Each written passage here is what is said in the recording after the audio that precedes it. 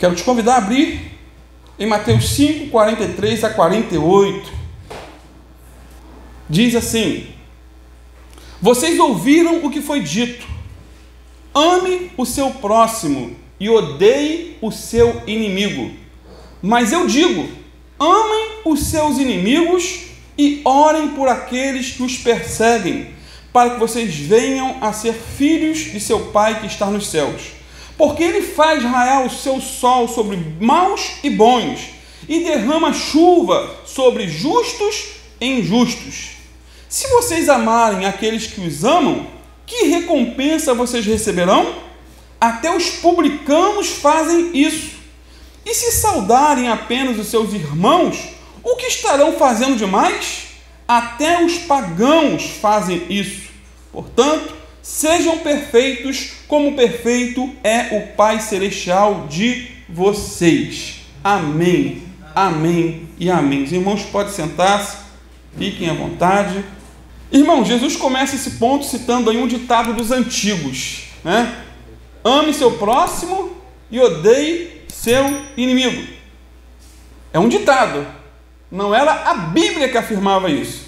Porém, o Antigo Testamento dizia, ame seu próximo, lá em Levíticos 19, versículo 18, mas não há nenhuma passagem explícita dizendo, odeie o seu inimigo. Não há uma ordem de Deus mandando odiar inimigo. Não. É como se Jesus tivesse dito, vocês ouviram isso, mas isso não está na Bíblia. Não é isso que eu ensinei. Eu falei para amar o próximo. Contudo, alguns judeus interpretavam essa palavra ame seu próximo como uma palavra exclusiva aos seus conterrâneos, somente ao seu povo. Eles pensavam o seguinte, temos que amar apenas nosso povo, temos que amar apenas nossa raça, nossa gente, esses sim são o nosso próximo. Logo, diziam eles, devemos odiar o nosso inimigo. Tem que ser odiados, detestados. Porém, nosso próximo não é necessariamente alguém da nossa própria raça ou religião. O próximo talvez não tenha nenhuma conexão conosco. Isso porque, no vocabulário de Deus, na linguagem de Deus, nosso próximo inclui nosso inimigo. Nosso inimigo. Jesus, porém, desconstruiu aquele sistema humano de amar o próximo e odiar o inimigo, revelando o quê? O caráter amoroso de Deus para com todos, e nos ensinou a fazer o mesmo, a sermos imitadores de Deus em meio a uma geração perversa. Portanto, o texto que lemos é muito rico e nos ensina basicamente duas coisas, duas verdades, duas lições essenciais. A primeira lição é que quem ama, faz. Quem ama, faz. Versículo 44, acompanhe comigo. Mas eu digo, disse Jesus, amem os seus inimigos e orem por aqueles que os perseguem. Lindo isso, né? É ou não é lindo? Ou seja, devemos amar aqueles que nos ferem, nos machucam, nos maltratam, e ainda por cima devemos orar por eles. Isso é fantástico. Para mim é extraordinário, revolucionário. Isso porque na aula passada, semana passada, fomos ensinados a não pagar mal com mal. Fomos ensinados a não nos vingarmos de maneira alguma. Lembram? Fomos ensinados que a vingança, como já dizia o seu Madruga, nunca é plena, mata a alma e a envenena. Agora o Senhor aperta um pouco mais, dizendo que não basta dar outra face a quem nos fere e andar segundo a milha a quem nos obriga.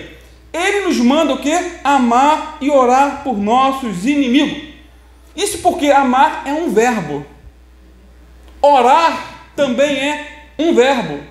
E verbo fala de quê? De atitude, movimento, ação. Detalhe, Jesus aqui não está defendendo a ideia de sentimentos de amor ou paixão para com os nossos inimigos, mas de atitudes de amor. Não precisa ter muito sentimento, mas principalmente tem que se ter atitudes. Agora, qual a atitude de amor Jesus pontua aqui no verso 44, parte B? Qual a atitude? O que devemos fazer? Orem por aqueles que os perseguem. Você conhece alguém que não vai com sua cara? Não gosta de você? Alguém que maltrata você, detesta você, não gosta de você, fala mal de você, persegue você no trabalho, na escola ou na igreja? O que Jesus nos manda fazer? É assim mesmo, não esquenta não. O que Jesus nos manda fazer com essa pessoa? Depois o Deis faz lá o recorte. Ao vivo é assim mesmo.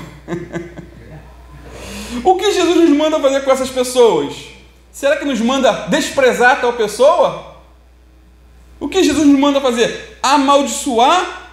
Odiar? Não, queridos. Jesus nos manda orar por essa pessoa. Ou seja, fale dela para Deus, em nome de Jesus. Fale dela para Deus. Interceda, ore, peça ao Senhor para não levar em conta o tempo de ignorância dela. Ela não sabe o que está fazendo. Peça ao Senhor para perdoar essa pessoa. Você acha isso difícil? Injusto? Não é fácil não, meu irmão. É difícil mesmo. Agora imagine para Deus. A Bíblia diz que Ele nos amou quando éramos seus inimigos. Todos aqui, antes de se converter, eram inimigos de Deus. E Ele nos amou mesmo assim. E esse foi um amor prático. Foi um amor doador, sacrificial. O Senhor nos amou quando falávamos mal dele. Pelo menos eu falava mal de Deus antes de nos converter. Zombava de crente, ridicularizava. E Deus me amou mesmo assim. Irmãos, foi enquanto ainda éramos inimigos que Jesus morreu por nós, para nos reconciliar com Deus. Sabia? Romanos 5,10 pontua o seguinte: se, quando éramos inimigos de Deus, fomos reconciliados com Ele, mediante a morte do seu Filho, quanto mais agora, tendo sido reconciliados, seremos salvos por sua vida. Ou seja, se Ele se doou por nós quando éramos seus inimigos, temos também de nos doar pelos nossos inimigos. Esse é o grande desafio. E mais, Deus amou pecadores rebeldes, como eu e você, a ponto de enviar seu Filho ao mundo para morrer por nós. Não é isso que diz João 3,16, o texto áureo da Bíblia? Porque Deus amou o mundo. Que mundo é esse? Mundo perdido. Deus amou o mundo de tal maneira que enviou seu Filho unigênito para que todo aquele que nele crê não pereça, não vá para o inferno, mas tenha vida eterna. João 3,16. E o que falar de Romanos 5,8, quando diz que Deus prova o seu próprio amor para conosco pelo fato de Cristo Jesus ter morrido por nós, sendo nós ainda pecadores. Que amor é esse? Logo, se somos seus filhos, devemos também ter o seu caráter. Sendo assim, quando oramos por nossos inimigos, achamos mais fácil amá-los, pois a oração remove o veneno de nossas atitudes. Dietrich Bonhoeffer, que foi um dos mártires do período da Segunda Guerra Mundial, ele dizia que na oração colocamos-nos ao lado do inimigo, estamos com ele, junto dele e por ele diante de Deus. Ou seja, quando oramos pelos nossos inimigos, estamos pagando o mal com o bem. A pessoa nos detesta, mas nós colocamos ela diante de Deus, não pedindo para Deus matá-la, mas para perdoá-la, ter misericórdia, abrir os olhos dela. Ela não sabe o que está fazendo, está na ignorância. Pagar o mal com o bem, queridos, é uma forma humana de agir. Pagar o bem com o mal é uma forma diabólica de agir. Porém, pagar o mal com o bem é uma forma divina de agir. Sendo assim, orar por nossos perseguidores é uma maneira concreta, prática, de pagar o mal com o bem. Hernando Dias Lopes diz algo interessante, que pagar o mal com o mal é crueldade. Pagar o bem com o mal é crueldade. Pagar o mal com o mal é vingança. Mas pagar o mal com o bem é amor transcendental, fora do comum, fora do normal, e só Deus pode nos capacitar para isso. Isso porque pagar o mal com o mal é o padrão de conduta dos incrédulos, mas pagar o mal com o bem é tornar-se semelhante ao nosso Senhor, que não revidou com o traje com o traje, antes intercedeu por seus algozes na cruz. Lembram da famosa frase do Senhor? Na cruz, pendurado, morrendo por nós? Pai, perdoa-os, porque eles não sabem o que fazem. E quando oramos por aqueles que nos perseguem, nos caluniam, falam mal de nós ou nos prejudicam de alguma forma, estamos com isso, pagando o mal com o bem. Amados, Deus espera a mim e a você que vivamos nesse mundo num nível mais elevado que a dos ímpios, mais elevado, que pagam bem com bem, mal com mal. Essa é a regra no mundo. Me fez bem, eu faço bem. Me fez mal, eu faço mal. Me deu uma fechada, eu dou uma fechada. E vai por assim por diante. Mas Deus quer de nós um nível acima, para a glória dele. Esse é o padrão. Quer um exemplo de alguém que na prática pagou mal com bem? Na prática, não na teoria, mas na prática. Eu poderia usar vários exemplos bíblicos, mas Estevão é um desses exemplos que precisamos seguir. Que pagou mal com bem, orando, intercedendo. Foi um homem cheio do Espírito Santo, um pregador excepcional. Porém, o seu estilo de vida atraiu a fúria dos seus inimigos. Ele foi perseguido, caluniado e, por fim, apedrejado. Imagine que sofrimento. O detalhe é que ele orou por seus inimigos no momento da sua maior dor. Ele intercedeu junto ao Pai enquanto era morto a pedradas.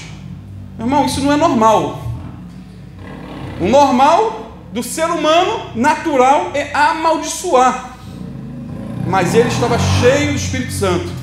E ele orou, intercedeu. Antes de dar o último suspiro, ele olhou para o céu e clamou: Senhor Jesus, recebe meu espírito. Então a Bíblia diz que ele caiu de joelhos e bradou: Senhor, não os consideres culpados deste pecado. E tendo dito isto, morreu. Depois leia, como um dever de casa, Atos capítulo 7. Conta toda a história dele.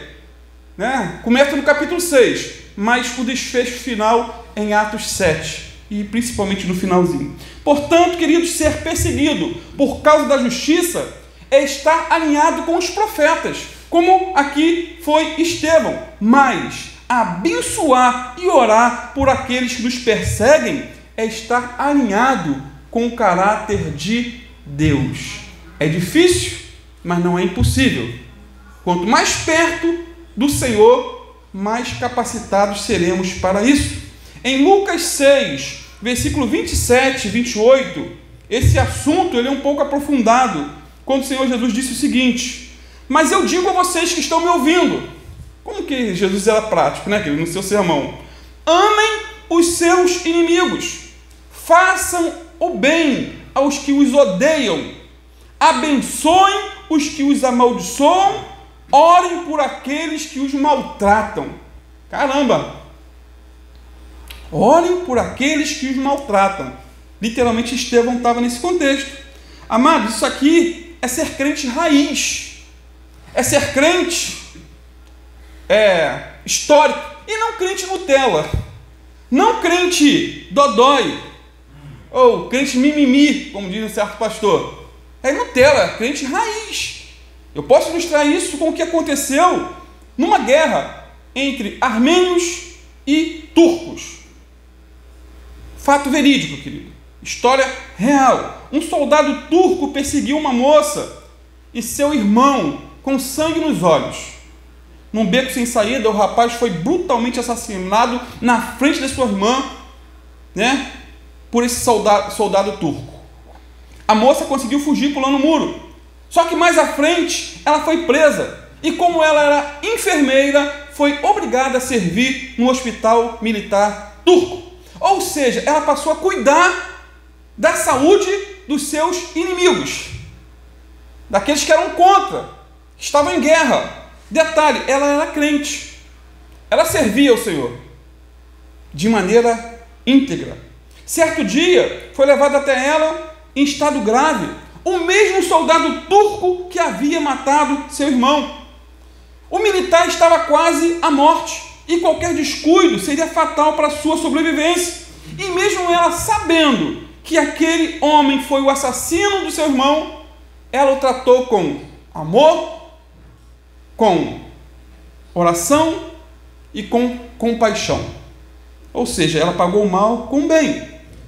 Mas tem um detalhe interessante nessa história. Em seu testemunho, ela diz que de início enfrentou uma luta bem grande em seu coração. O velho Adão, a carne, o ser humano, começou a gritar em um de seus ouvidos, dizendo: deixa ele morrer. Ele é seu inimigo.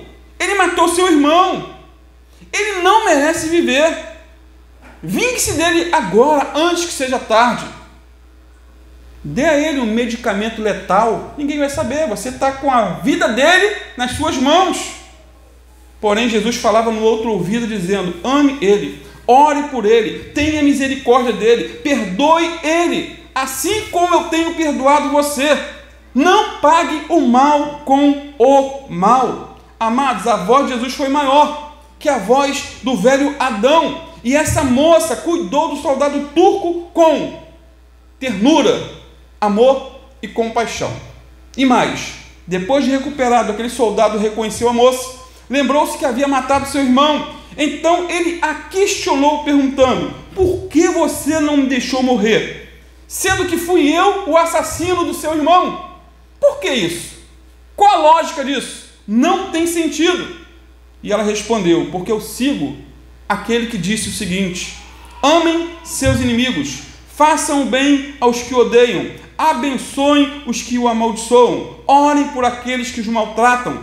E esse soldado ficou em silêncio por alguns minutos e depois disse para aquela moça: eu não sabia que existia uma religião como essa. Se isso é sua religião, conta-me um pouco mais, que eu quero fazer parte dela. E a moça sabiamente disse para ele que não se tratava de uma religião, mas sim de uma pessoa que morreu na cruz por nossos pecados, mas que ressuscitou para nossa justificação. E seu nome é Jesus Cristo, o Rei dos Reis e Senhor dos Senhores. Glória a Deus. Bendito é o Resultado final, aquele soldado turco se converteu a Jesus, porque alguém decidiu obedecer a ordem de Jesus, de amar o seu inimigo. E você? Pergunto eu. Vai obedecer a ordem de Jesus? De amar aquele que você sabe que não vai com sua cara, te detesta? Ore por ele, abençoe ele, dê presentes para ele. Foi uma mensagem que eu escutei há anos atrás. A importância de dar presente, mas o presente no sentido de oração. Tinha um gerente que me perseguia muito, eu passei a orar por ele e virou meu amigo, um amigo do coração. Amados, a segunda lição de nosso texto é que Deus ama e faz. Ama e faz. Olha aí Mateus 5,45, parte A. Porque Ele, está falando de Deus, Ele, Deus, faz raiar o seu sol sobre maus e bons, e derrama chuva sobre justos e injustos. Queridos, o maior exemplo que nós temos de alguém que realmente ama os seus inimigos, esse exemplo é de Deus. Deus, queridos. Ele prova seu amor para com todos, pelo fato de permitir que o sol nasça tanto para bons como para maus. A chuva beneficia tanto justos como injustos. Vejam que interessante, por exemplo, para exemplificar, a Coreia do Sul é o país em que se encontram as maiores igrejas do mundo. Igrejas com 100, 200 e até 1 milhão de membros, uma igreja local. Ali, aquela nação é banhada por muita oração, muito jejum. Ali, o sol nasce todos os dias e a chuva cai periodicamente. As estações do ano, elas seguem o seu fluxo normal. Agora, quando vamos para a Coreia do Norte, vizinha, vemos um outro quadro. Esse é o país mais hostil ao evangelho do mundo. Quem é achado na Coreia do Norte com a Bíblia pode ser preso e morto. Uma criança de 2 anos está presa, prisão perpétua, porque os pais foram pegos com a Bíblia e a criança estava junto. Nesse país é proibido construir igrejas e adorar a Deus publicamente. O ditador dessa nação, ele é adorado, venerado e temido. Porém, o mais incrível é que Deus faz com que o sol nasça todos os dias nessa nação. E faz também com que a chuva caia frequentemente sobre eles, para mantê-los vivos. As estações do ano seguem também o seu fluxo normal. Ou seja, o nosso Deus é o maior exemplo de amor prático que existe. Portanto, queridos, a única maneira de sermos identificados como filhos de Deus é imitando o caráter de Deus, pois Ele derrama suas bênçãos comuns, não apenas sobre pessoas boas, mas também sobre os maus. O amor de Deus não é um simples sentimento, mas uma grande ação. Assim também devemos amar nossos inimigos e fazer o bem àqueles que nos perseguem. Tem uma história bem interessante na Bíblia que exemplifica esse fato de amar ou fazer o bem ao inimigo. É um texto lindo. Eu vou estar lendo, né? Olha só que lindo. 2 Reis 6, versículo 8 em diante. Ora, o rei de Arã estava em guerra contra Israel. Depois de consultar os seus oficiais, disse: montarei meu acampamento em tal lugar. No entanto, o homem de Deus mandou uma mensagem ao rei de Israel: evita passar por tal lugar, pois os arameus estão descendo para lá. Assim, o rei de Israel investigava o lugar indicado pelo homem de Deus. Repetidas vezes, Eliseu alertou o rei, que tomava as devidas precauções. Isso enfureceu o rei de Arã, que, convocando os seus oficiais, perguntou-lhes: vocês não me contarão qual dos nossos está do lado do rei de Israel? Porque tudo que ele planejava, o inimigo sabia. Um dos oficiais respondeu: nenhum de nós, ó rei, meu senhor, é Eliseu, o profeta que está em Israel, que conta ao rei de Israel até as palavras que tu falas no teu quarto. Então tudo que o rei arameu planejava, Deus revelava para Eliseu, e Eliseu contava para o rei de Israel. E o rei ordenou: vão e descubram onde ele está, para que eu mande capturá-lo. Quando o informaram de que o profeta estava em Dotã, o rei enviou para lá uma grande tropa com cavalos e carros de guerra. Eles chegaram de noite e cercaram a cidade. O servo do homem de Deus levantou-se bem cedo pela manhã e, quando saía, viu que uma tropa com cavalos e carros de guerra haviam cercado a cidade. Então ele exclamou: ah, meu senhor, o que faremos? O profeta respondeu: não tenha medo, aqueles que estão conosco são mais numerosos do que eles. Então Eliseu orou: Senhor, abre os olhos desse para que ele veja. O Senhor abriu os olhos do servo, que olhou e viu as colinas cheias de cavalos e carruagens de fogo ao redor de Eliseu.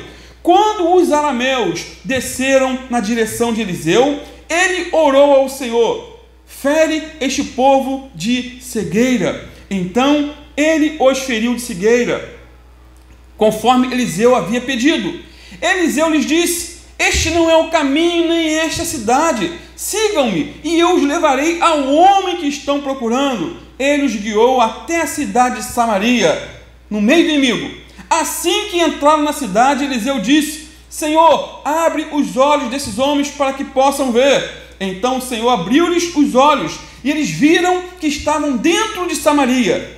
Imagine o quadro: é como se um exército de Israel fosse para dentro do povo do Ramais, de maneira cega, sem saber, e daqui a pouco enxergam que está no meio do inimigo. Quando o rei de Israel os viu, perguntou a Eliseu: devo matá-los, meu pai? Devo matá-los? E ele respondeu: não. O rei costuma matar prisioneiros que captura com a espada e o arco?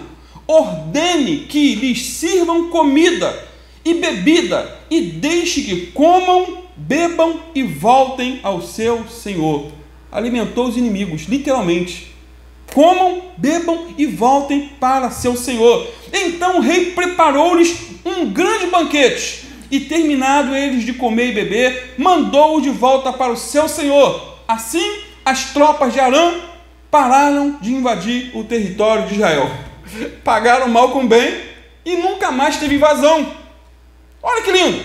Ou seja, Eliseu, o homem de Deus, praticou na íntegra o que o apóstolo Paulo iria escrever anos depois, séculos depois, inspirado pelo Espírito Santo, em Romanos 12, versículo 17 a 21, quando diz: nunca paguem mal com mal, façam as coisas de maneira tal que todos possam ver que vocês são absolutamente honestos, não contendam com ninguém, tanto quanto possível, vivam em paz com todos.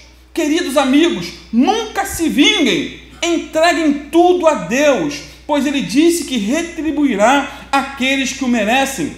Não façam justiça com as próprias mãos. Ao invés disso, deem de comer ao inimigo se ele tiver fome. Eliseu deu de comer ao inimigo. Se estiver com sede, deem-lhe alguma coisa para beber. E assim vocês estarão amontoando brasas vivas sobre a cabeça dele. Em outras palavras, ele se sentirá envergonhado de si mesmo por aquilo que tiver feito a vocês.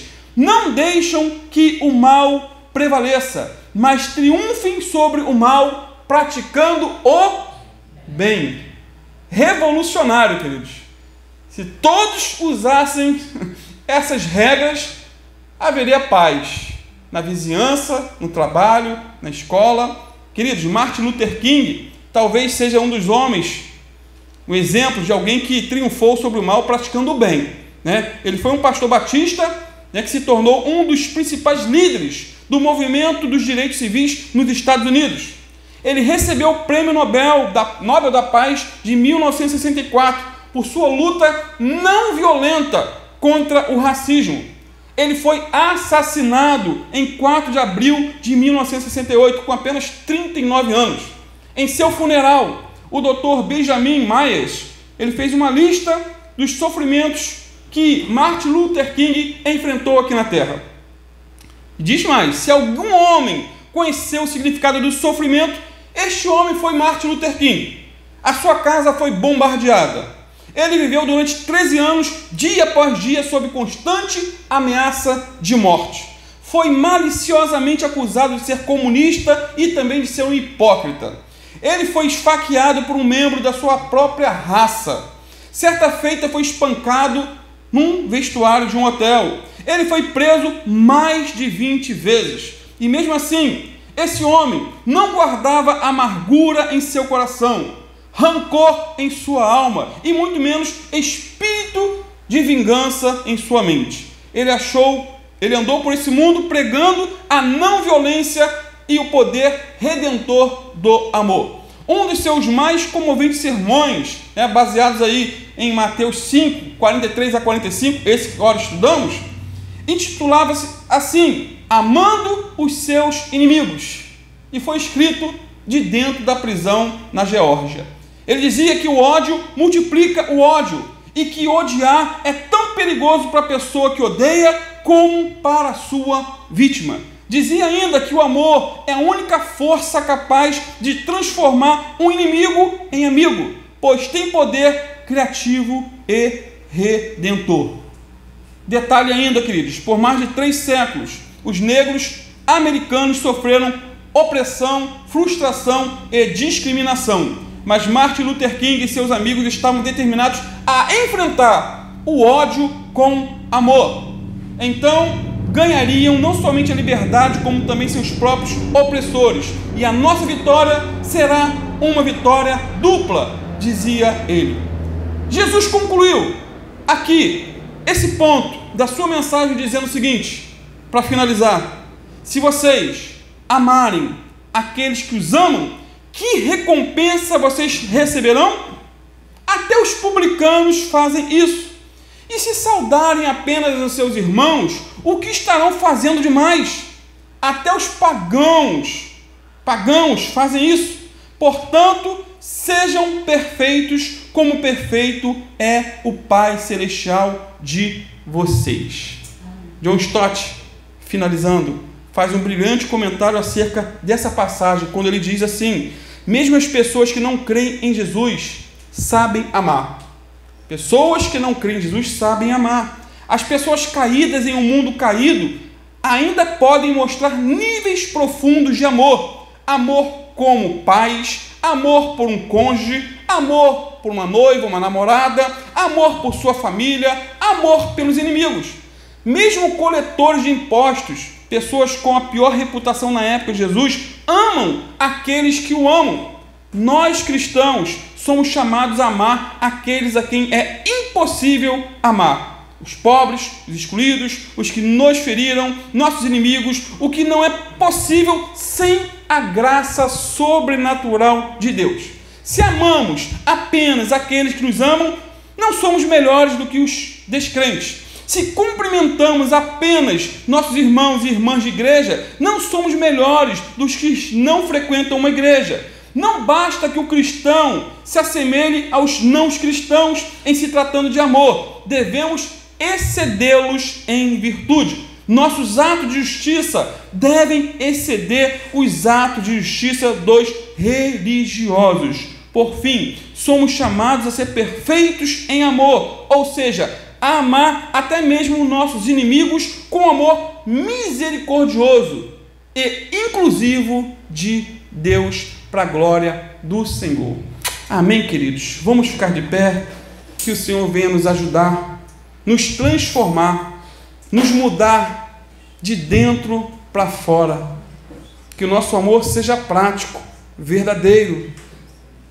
Que venhamos nos lembrar sempre que Ele nos amou primeiro e que nos ordenou a amar nossos inimigos. Pessoas que não gostam de nós, pessoas que nos perseguem, nos maltratam, pessoas que muitas vezes têm inveja de nós e às vezes fica nítido, mas temos que amar, orar, interceder, abençoar, não amaldiçoar, pagar o mal com o bem. Em nome de Jesus, que o Senhor venha nos ajudar, nos capacitar, nos revestir com o seu poder, assim como foi feito com Estevão, que foi um homem plenamente cheio de Deus, a tal ponto de amar na prática os seus inimigos, orando por eles. E Saulo de Tarso foi alcançado por esse amor, porque Saulo de Tarso estava ali, naquele momento, consentindo no apedrejamento de Estevão, e Paulo foi alcançado, se tornou o maior missionário da história da igreja, um desbravador do Evangelho, um homem inigualável, espetacular, cheio do Espírito Santo. Pai amado, em nome do Teu Filho Jesus, Senhor, Te louvamos, Pai, por esses momentos, por mais um pouco de instrução que o Senhor nos concedeu, Pai, sobre esse texto bíblico. Como é rico, Pai, como ficamos aquém de aprofundá-lo ao limite máximo, porque a Tua palavra é inesgotável, Senhor. Mas o que foi falado aqui, que venha tocar em cada coração, Pai.